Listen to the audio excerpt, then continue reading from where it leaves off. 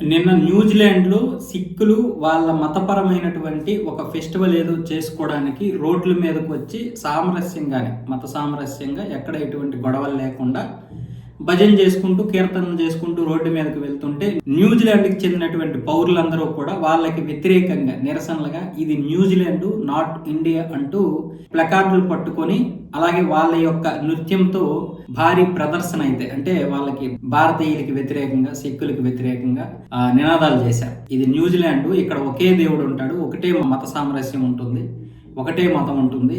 ఇక్కడ ప్రతిదీ కూడా ఇతరులు అంటే అన్ని మతస్థులు రావడం కానీ లేదా విదేశీయులు ఇక్కడ వాళ్ళ యొక్క సంస్కృతి సాంప్రదాయాన్ని దయచేసి పెంపొందించకండి అంటూ మన సిక్కులకి వ్యతిరేకంగా వాళ్ళు కొంత నృత్య ప్రదర్శన కూడా చేశారు.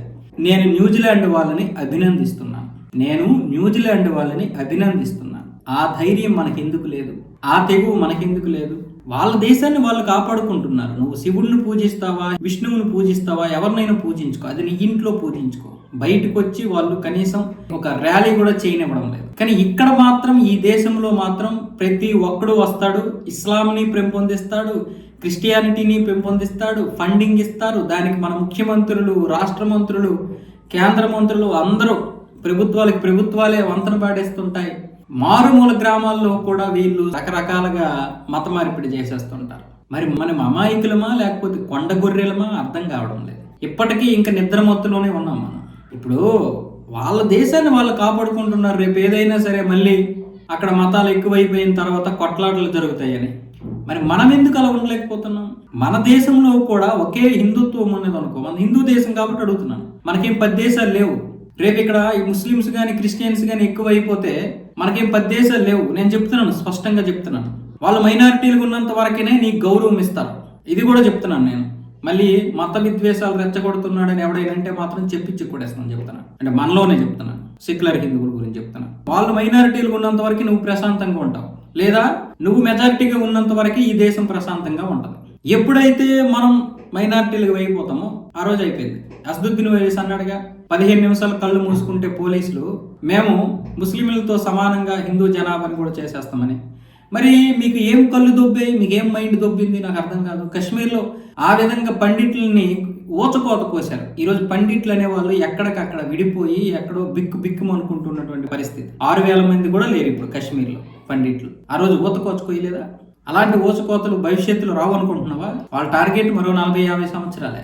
ఆ తర్వాత నువ్వేం చేయలేవు. వాళ్ళ టార్గెట్ ప్రకారమే వాళ్ళు ఆ విధంగా పిల్లల్ని కంటున్నారు, మన వాళ్ళని మతం మారుస్తున్నారు, దాడులు చేస్తున్నారు, జిహాదీ చేస్తున్నారు. ఒక బ్రాహ్మణ అమ్మాయిని ఇస్లాం మతంలోకి మారిస్తే 15 లక్షలు, ఒక కరడగట్టిన హిందువుని ఇస్లాంలోకి మారిస్తే 20 లక్షలు, ఒక ఎస్టీల్ని ఇస్లాంలోకి మారిస్తే 5 లక్షలు. పేదవాళ్ళని, ఏ మతము లేదనుకుని పేదవాళ్ళు అన్నంకి కూడా నోచుకున్నటువంటి వారిని ఇస్లాంలోకి మారిస్తే 1,50,000. ఇక మిగతా మామూలుగా ఇక్కడ మన క్రిస్టియానిటీని ఎంత పెంపొందించారో మీకు తెలుసు. వైఎస్ రాజశేఖర రెడ్డి హయాంలో ఉమ్మడి ఆంధ్రప్రదేశ్లో విపరీతంగా చర్చిలు మొలిశాయి. జగన్మోహన్ రెడ్డి హయాంలో విపరీతంగా రాష్ట్రంలో ఉన్నటువంటి చర్చిలకి మరమ్మతుల కోసం ఇచ్చారు, చర్చిల నిర్మాణానికి ఇచ్చారు, పాస్టర్లకు కూడా ఇచ్చారు. మళ్ళీ ఏమైనా అడుగుతారేమని మన నాయి బ్రాహ్మణులకి అలాగే దేవాలయాలకి నెలకింత అని ఇచ్చారు. మన డబ్బు మనకిచ్చి మనల్ని నోరు మూయిస్తున్నారు. ఈ దేశం ఎప్పుడు బాగుపడుతుంది? మరి న్యూజిలాండ్ ఎంత ప్రశాంతంగా ఉంటుంది? ఎందుకంటే వాళ్ళు వాళ్ళ దేశాన్ని కాపాడుకుంటున్నారు. మన దేశం కూడా శాంతి సౌభ్రాతృత్వంతో ఉండాలి అనుకుంటే, మనం కూడా మన సంస్కృతి సాంప్రదాయాలు ఇలాగే కాపాడుకోవాలనుకుంటే మనం కూడా ఇదే విధానం పాటించాలి. లేకపోతే మరో 40-50 సంవత్సరాల తర్వాత వాళ్ళు వచ్చిన తర్వాత నువ్వు మతం మారడమే లేదా చనిపోవడమే. అంతకుమించి నువ్వేం పీకింది లేదు, పీక లేవు కూడా. నేను చెప్తున్నాను ఈరోజు నువ్వేం పీకలేవు. చట్టాలు కూడా వాళ్ళకి అనుకూలంగా ఉన్నాయి.